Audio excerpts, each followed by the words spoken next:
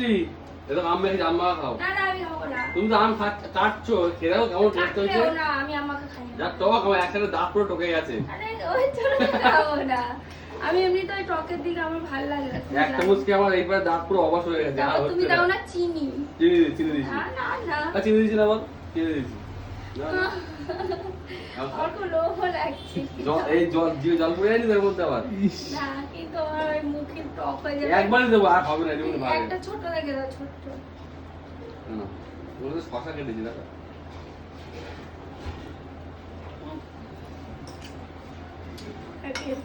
আগে ছোটবেলা অনেক আম খেতে পারতাম, এখন বড় হয়ে গেছি, দাঁত পাঁচ সব। তুমি যা মাখা খেতে পারো আমি তো খাই না। এখন আর পারি না। প্রচন্ড পরিমাণে মাখা করে খেতে পারি, এটা ওটা মাখা করে খাই।